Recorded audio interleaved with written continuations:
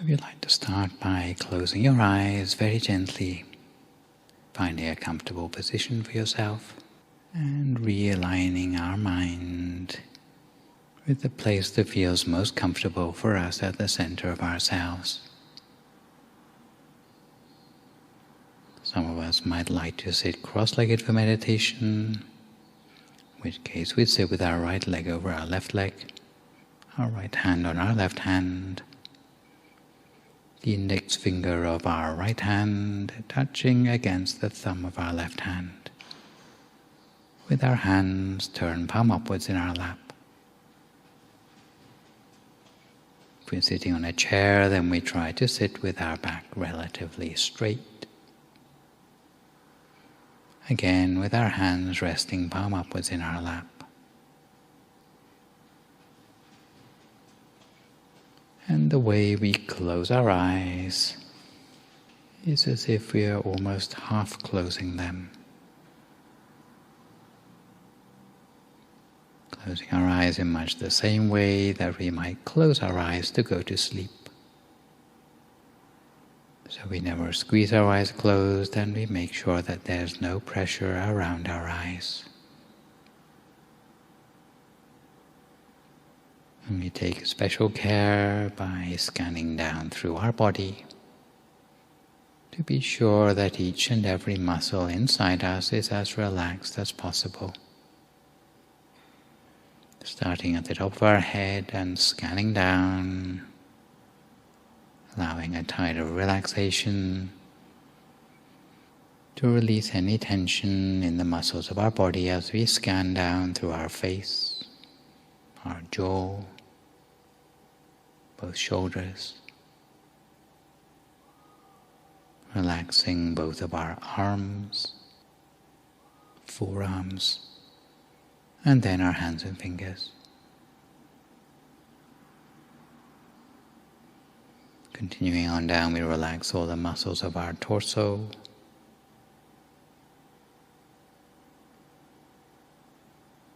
chest, trunk and abdomen, both legs, all the way down to our feet and our toes.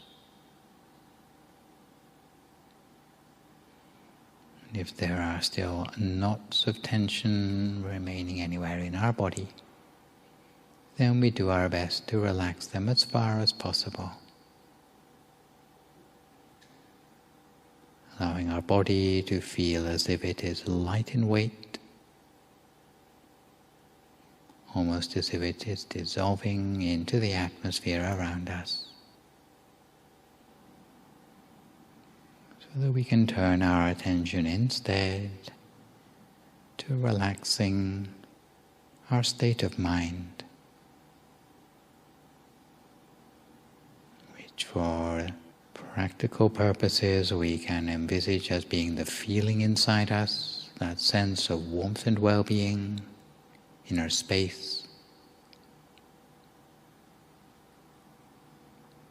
Something that we also need to let go of any mental tensions,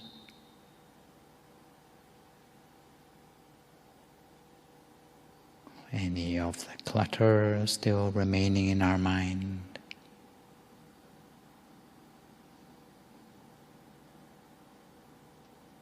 Any unwanted thoughts from the past or plans for the future.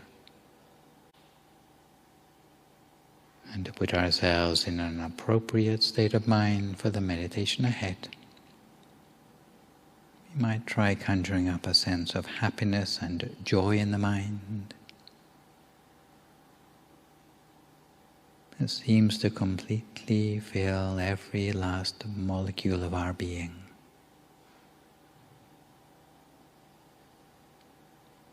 Leaving no space in the mind for any other sort of thought. When we feel relaxed and refreshed, both in body and in mind, very gently and using no effort at all, we might imagine that inside our body is just an empty space, like a hollow cavity, or as if our whole body has been transformed into a sort of transparent bubble with nothing on the inside. Within this empty space of our body and mind, in order to act as an anchor for our attention,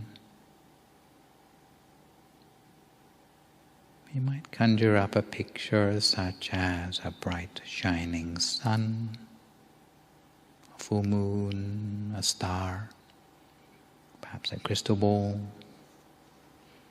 as if that object seems to appear inside the space of our body. If you don't feel the need for something to anchor the mind, you can just generally become aware of the space within yourself without visualizing anything. Just cultivating a sense of mindfulness and self-possession at the center of oneself.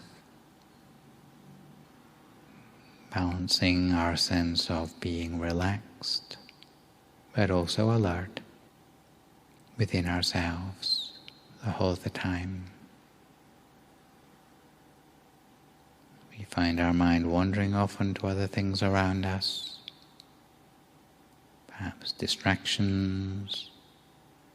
Each time we realize within us as before. If the inner object disappears, we can conjure up a new one. And we should bear in mind that sometimes we tend to feel the object more than actually seeing it. If the inner object changes at all, we just allow it to do that. There's no need for us to change it back. We can allow our practice to become one of observation, simply observing without interfering, as the inner object continues to transform on its own. And the way we observe as a meditator is to maintain a light but continuous contact between our awareness and what is going on in our mind. Observing without allowing any thoughts to arise in the mind, without any questions. Once the mind starts to settle more and more, we'll notice that from a first object in the mind, there's a sense of expansion and opening up at the center, which allows the inner object to expand outwards in size, expanding beyond ourselves, until the object seems to become so large in size that it extends over the horizon, at which point a new object will come up in its place, often brighter and clearer than the last. Often within our tradition, they are described in terms of inner spheres. Sometimes they can even come in the form of inner bodies, such as the astral body and many more in that sequence. Within our tradition, the great abbot of Wat Phra Nam, the originator of the tradition, talked about sets of inner spheres, which are like inner dimensions of our own life, our own human condition, but on a subtler level within ourselves. For those who are really adept in meditation, it's possible to study and learn from the inner life, the feelings, the mind, the truth of each of these inner bodies and spheres, to explore ourselves on many levels, many dimensions. And the deeper we go, then the more subtle these inner states become, the closer they approximate to the truth, the more accurately they align themselves with the real nature of life and the world.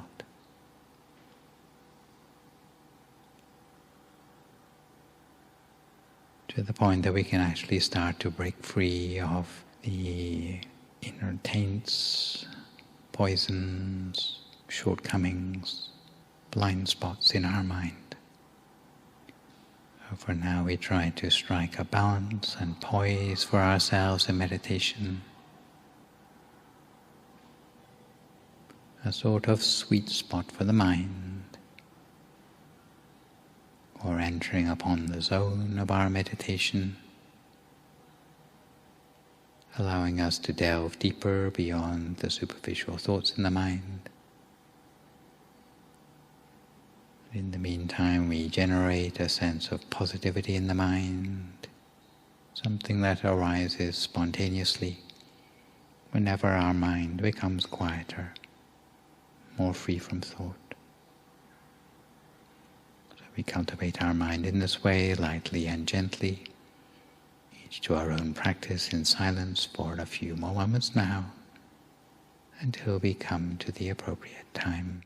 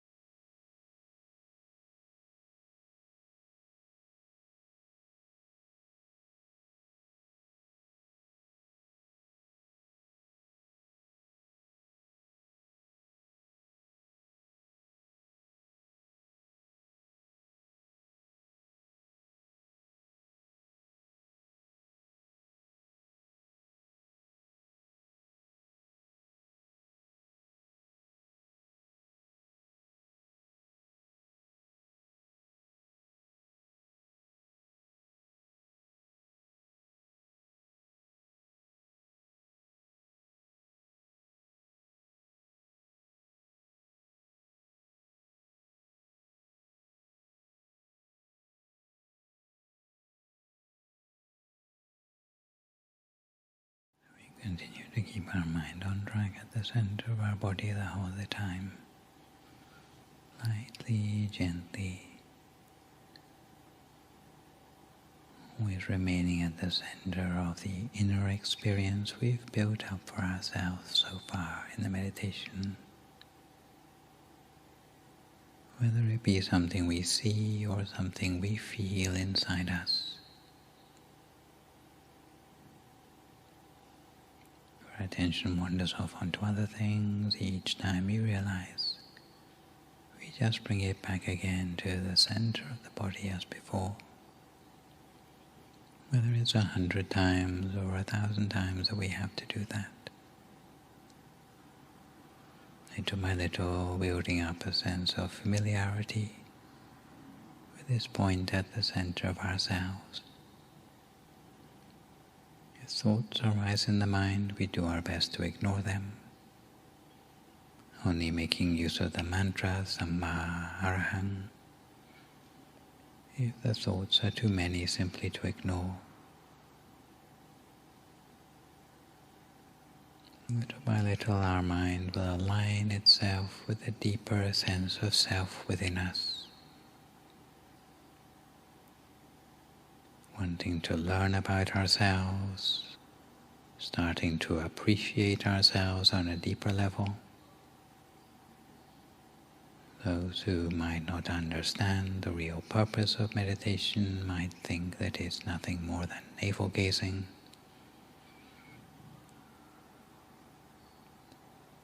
or encouraging our own sense of ego, or even a form of narcissism.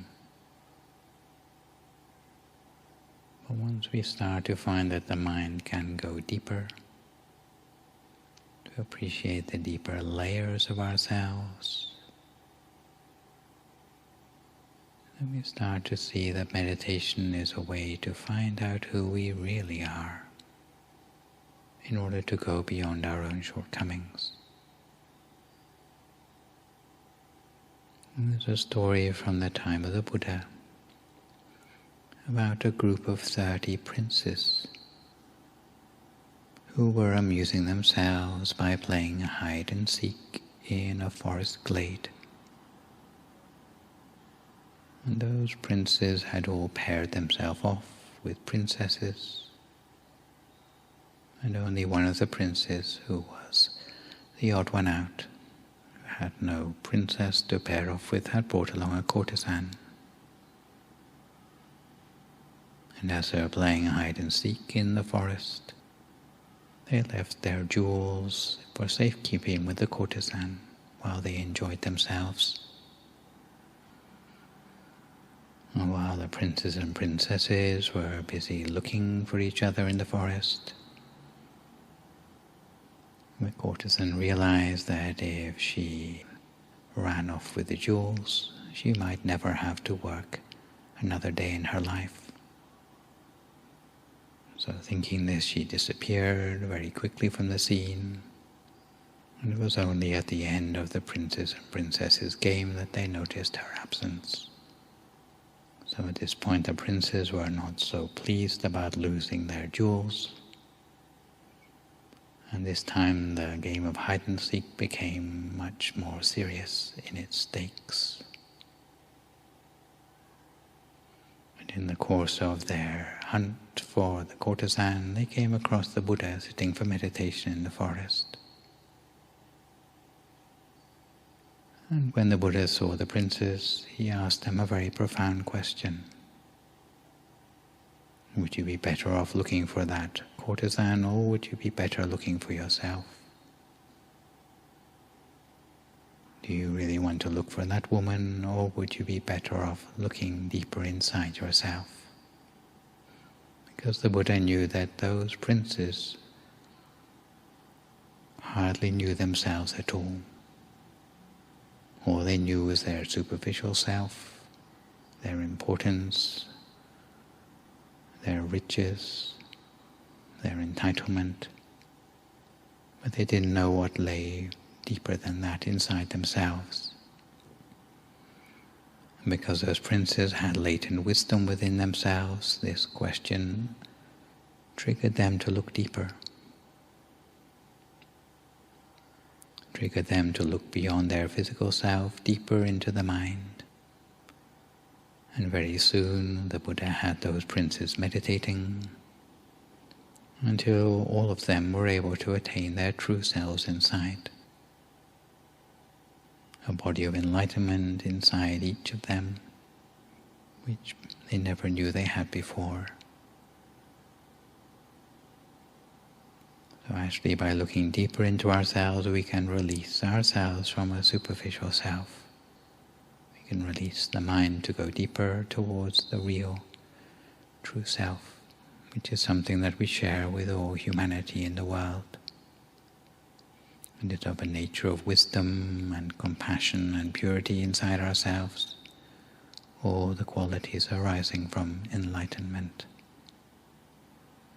So we continue to keep our mind at the trailhead of this peace, this pathway towards the true inner self,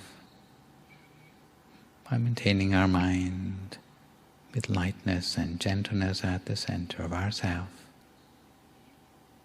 until we can touch upon a sense of lightness, expansion within ourselves that will allow the mind to go deeper. We continue to cultivate our mind in this way, lightly and gently, for a few more moments now in silence, until we come to time for some loving-kindness meditation.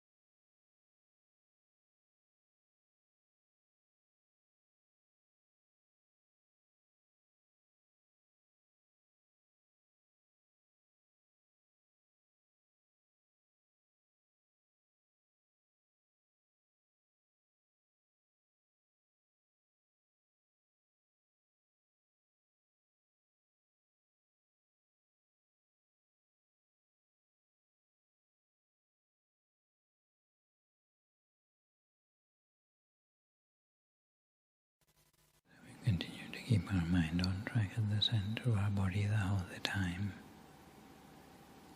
Always at the center of whatever inner experience we have built up for ourselves as a result of the meditation so far today. For some of us, the inner experience may take the form of some sort of inner illumination, in which case we can place our attention very gently at the center of that brightness, so gently that it expands outwards from that central point, all on its own. For others it may be more of a feeling like that of well-being. Again, if we touch gently at the center of the feeling, then the feeling will expand outwards, spreading throughout our whole body. For others it may be more like inner imagery, objects in the mind, large or small. We place our mind at the center of the object, then the objects will also expand in size, almost as if we were focusing in on them with a magnifying glass. In this way we allow the inner experience to become larger in size by a process known as the spreading of loving kindness. Allowing that inner experience to extend throughout our body first of all, with the affirmation that may I be well and happy, may I be free from all suffering. Allowing those words of compassion to reach into the very fiber of our being, to every cell of our body.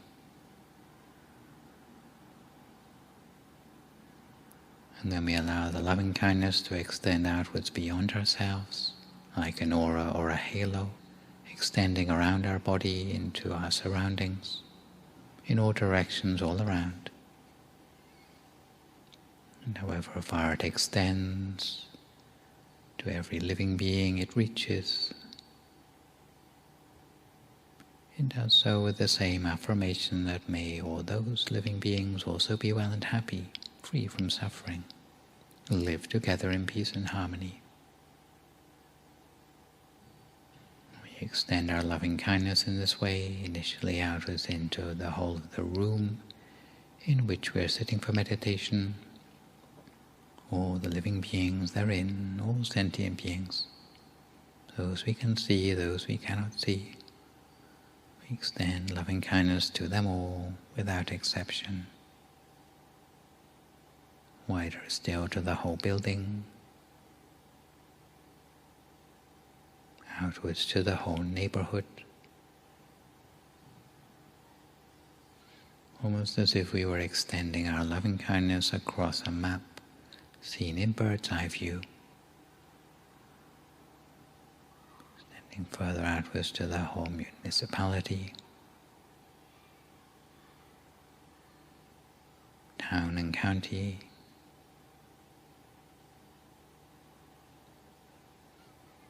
to neighboring counties, in all directions all around, to the whole country,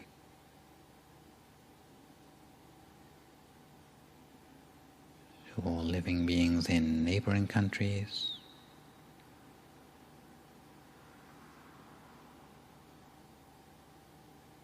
across the entire continent,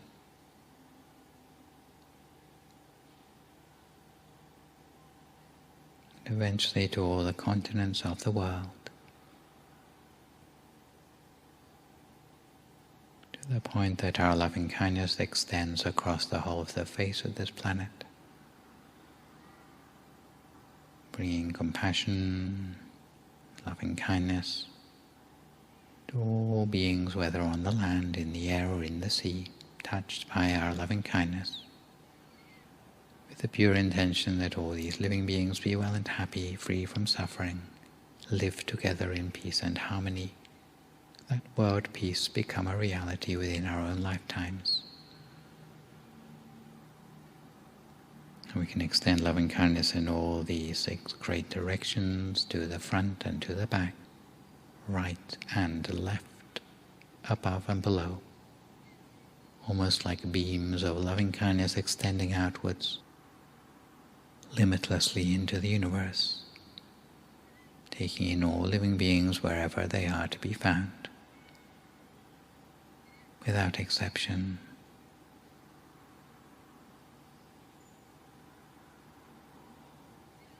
Over the last few moments of our meditation, we might also extend loving kindness to particular loved ones, toward whom we'd like to extend that sense of compassion, loving kindness, freedom from suffering, toward those for whom we feel a particular debt of gratitude, for those still living, and even for those who have already passed, trusting that the purity of our intention and good wishes can extend across the gulfs of space and time to reach those loved ones wherever they are to be found. So we extend our loving kindness in this way for the last few moments of our practice until we come to the appropriate time.